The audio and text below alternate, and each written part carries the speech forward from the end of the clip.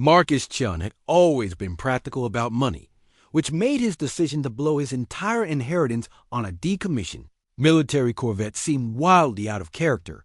The auctioneer's gavel fell with finality as Marcus's bid of 47,000 credits secured him the stellar wind, a battered but space-worthy vessel from the Terran Defense Fleet Surplus Division. "Congratulations, sir," the blue-skinned Volari clerk said, her four eyes blinking in sequence. "Your ship is docked at Bay 94. Here are the access codes and documentation." Marcus pocketed the datapad and made his way through the sprawling station, past vendors hawking everything from hyperspace navigators to exotic foods. Bay 94 housed a ship that had clearly seen better days, hull plating scarred by micrometeorite impacts, engine nacelles darkened by plasma burns, and a forward viewport spiderweb with stress fractures. But she was his. The airlock cycled with a satisfying hiss, and Marcus stepped aboard his first starship. The corridor lighting flickered to life, revealing military-grade bulkheads and utilitarian design. He dreamed of this moment since childhood, when his grandfather told stories of humanity's expansion into the galaxy. Now, at 32, Marcus finally had his chance to join the merchants and explorers who carried human ingenuity to distant worlds. He was examining the bridge when he heard it, a soft humming, melodic and hauntingly beautiful. Following the pilot sound deeper into the ship, Marcus found himself before a sealed door marked with warning symbols in multiple languages. The humming stopped. "Hello?" He called out. Silence. Marcus checked his datapad. According to the ship's schematics, this was supposed to be additional cargo storage. The access panel blinked, red locked. He tried his owner's codes, and after a moment's hesitation, the door slid open. Inside was not a cargo bay, but an elaborate chamber filled with crystalline formations that pulsed with soft, bioluminescent light. In the center, suspended in a translucent pod filled with shimmering fluid, was a woman unlike any he'd ever seen. Her skin held an opalescent quality that shifted between pearl and silver, and delicate gill-like structures along her neck moved rhythmically. Even unconscious, she was breathtaking. Marcus's hands flew over the pod's control interface, his engineering background helping him decipher the alien technology. Life support readings appeared stable but weakening. The system was old running on emergency power. She was dying. Over the next 6 hours, Marcus worked frantically to understand the life support system. He rerouted power from non-essential systems, jury-rigged stabilizers with spare parts from the ship's stores, and cross-referenced alien script with his universal translator. When the pod finally opened with a soft pneumatic sigh, the woman's eyes fluttered open large, luminous orbs like captured starlight.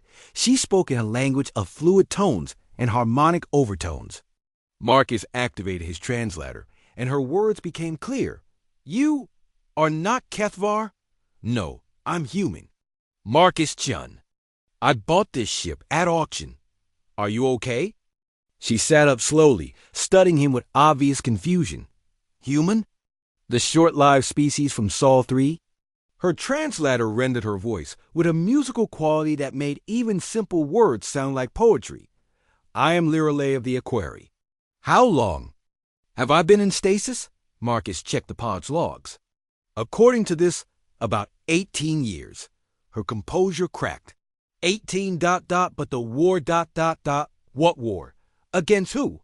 The Kethvar Dominion. They conquered my homeworld, enslaved my people. I was ... payment. A gift to one of their admirals. This ship," she gestured around them, "was carrying me to him when it was captured by your military." Marcus felt sick. "You are being sold? As are all my kind now." Lirelei's bioluminescent pattern shifted to deeper blue sadness. He realized, "We are prized for our longevity, our ability to process complex stellar navigation through quantum consciousness, and ... double quotes, she paused. Our appearance pleases many species." "That's slavery," Marcus said flatly. "Humans fought a war to end that on our world." Yes, I have heard of human stubbornness.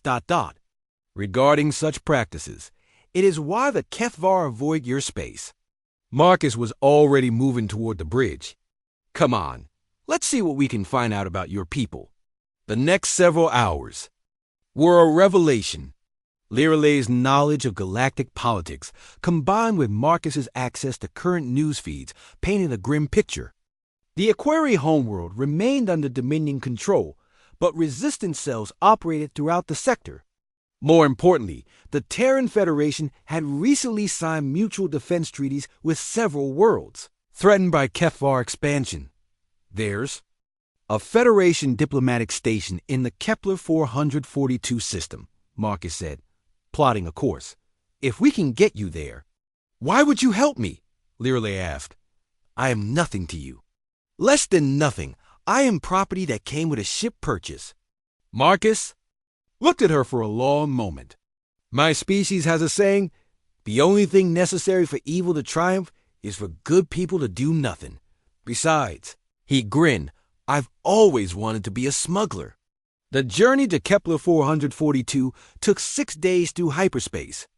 During that time, Marcus learned that Liralay was more than just another Aquari. She was a quantum navigator of the highest order, capable of calculating hyperspace routes that would challenge the Federation's best computers. More than that, she carried genetic memories of her people's technology, including the location of hidden research facilities the Dominion had never found. When they finally docked at Kepler Station, word of their arrival spread quickly. The Federation's Xenospecies liaison, a stern human woman named Admiral Rodriguez, met them personally. Ms. Liralay, the Admiral said, your people's resistance movement has been trying to contact you for months. Your genetic memories could help us develop countermeasures against Dominion technology. And Mr. Chun, she continued, turning to Marcus, the Federation Navy is always looking for experienced pilots willing to work with alien crew members, especially ones with ships. Marcus looked at Liralay, who was already conferring with Aquari, refugees who had gathered at the station. She caught his eye and smiled, the first genuine smile he'd seen from her. What do you say? He asked her. Want to help me learn to be a proper smuggler? I hear the pay is better when you're working for the good guys. Her bioluminescent pattern shifted to warm golds and greens, joy and hope, he had learned. I believe, Marcus Chun, that would be acceptable. As they shook hands on their partnership, Marcus reflected that buying a ship at auction had been the best impulsive decision of his life. Sometimes the most valuable cargo wasn't what you expected to find. Asterisk.